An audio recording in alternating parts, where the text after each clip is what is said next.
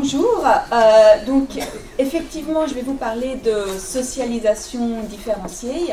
Je voudrais commencer par remercier également Alexandra Adrienson de m'avoir invité ici à vous présenter cette thématique. Mais en fait, pour pouvoir vous parler de socialisation différenciée, eh bien, je vais devoir faire un détour par la notion de construction de l'identité sexuée. Parce que ce qu'il est très important de savoir, c'est que durant leurs premières années de vie, les enfants sont convaincus que le sexe est déterminé de manière socio-culturelle. En clair, pour les enfants, on est une fille ou bien on est un garçon parce qu'on porte une jupe ou un pantalon, parce qu'on a des cheveux courts ou des cheveux longs, ou bien parce qu'on joue aux Barbie ou bien aux petites voitures.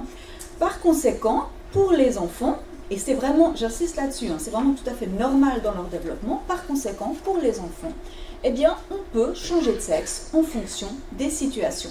Et pour bien vous faire comprendre ce phénomène, je vais vous présenter des images tirées de tests de constance de genre qui présentent deux enfants, un garçon et une fille, habillés avec des habits et accessoires de leur propre sexe et du sexe opposé. Donc, dans ce test, on insiste auprès des enfants sur le fait qu'il s'agit de 3 photos du même enfant. Et à chaque fois, donc, on va demander aux enfants qui c'est, est-ce que c'est un garçon ou est-ce que c'est une fille.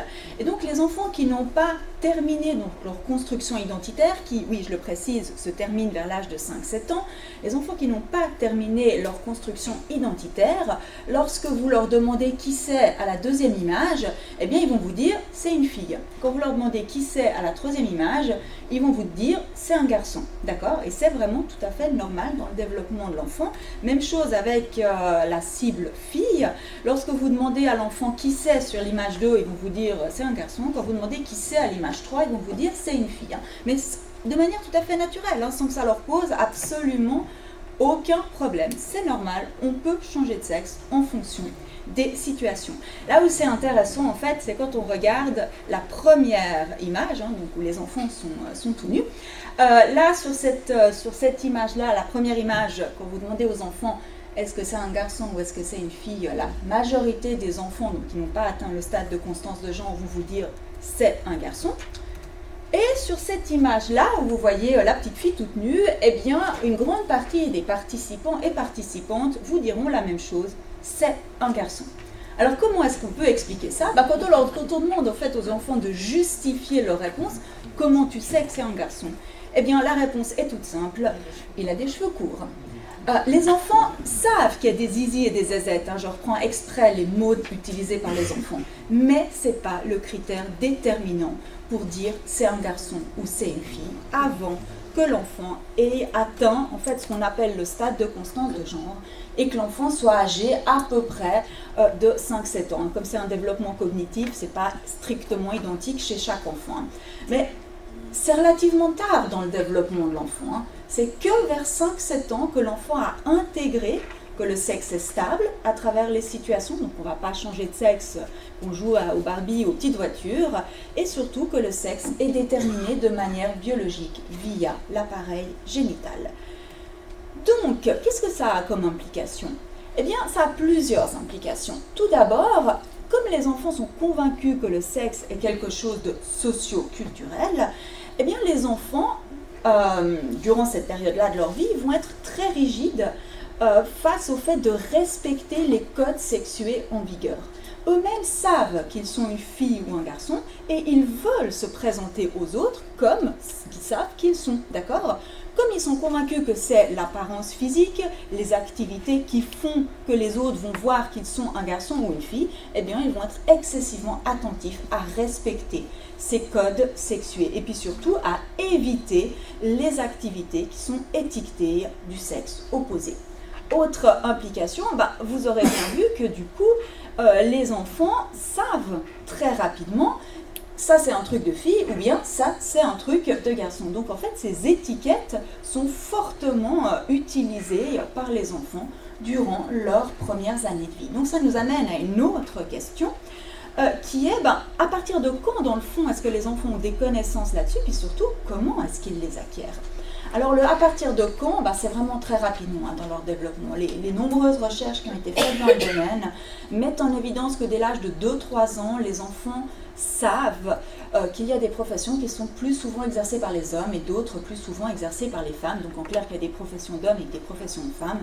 Par exemple, pour les enfants, maîtresse d'école, infirmière, c'est un métier de femme, pompier, policier, ce sont des métiers d'hommes, simplement d'un point de vue statistique. D'accord. Et puis, soit dit en passant, les enfants savent que pompier est un métier d'homme, même s'ils n'ont jamais vu dans la vraie vie un homme exercer cette profession. On verra après pourquoi.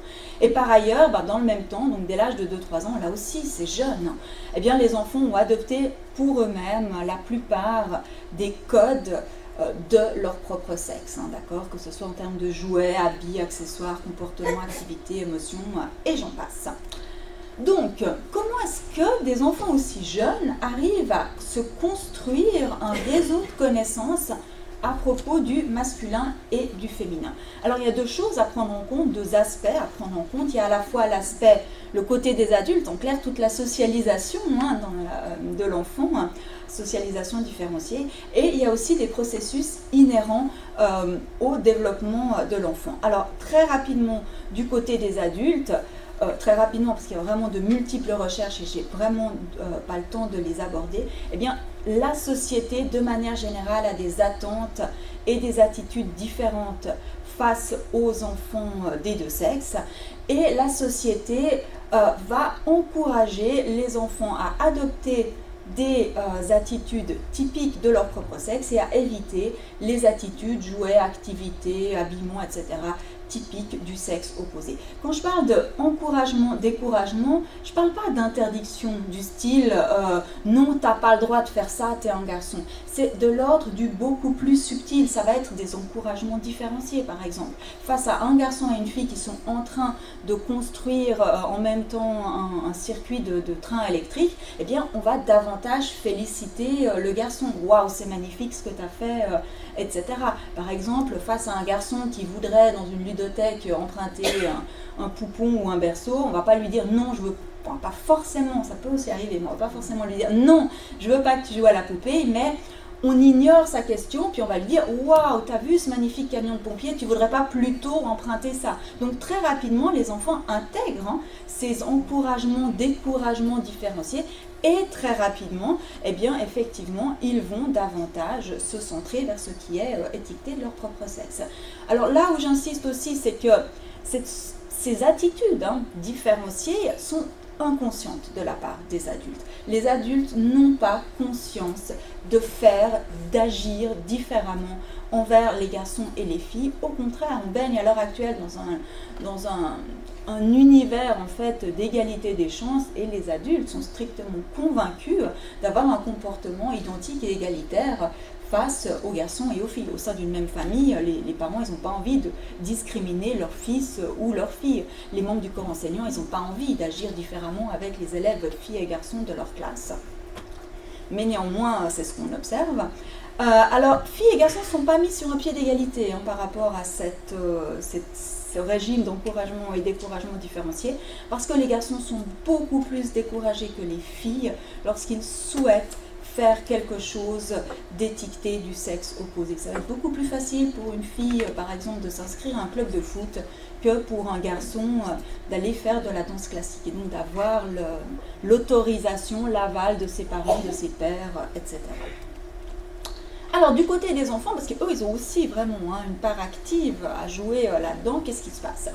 Eh bien les enfants vont observer leur environnement pour essayer de déterminer pour chaque comportement, chaque jouet, chaque chose, si c'est quelque chose d'étiqueté masculin ou d'étiqueté féminin. Et ils vont observer vraiment de manière très large autour d'eux combien de fois telle activité est associée aux hommes et aux garçons, combien de fois telle activité est associée aux femmes et aux filles. Si l'activité est associée beaucoup plus souvent au sexe masculin et très peu souvent au sexe féminin, l'activité va être étiquetée comme un truc de garçon, un truc de sexe masculin, et vice-versa pour les objets et activités étiquetés du sexe féminin. Et ensuite, dans un deuxième temps, les enfants vont adopter pour eux-mêmes les comportements et objets, choses qu'ils auront étiquetés comme étant de leur propre sexe, comme je vous le disais avant, pour se présenter aux autres comme des individus de leur propre sexe.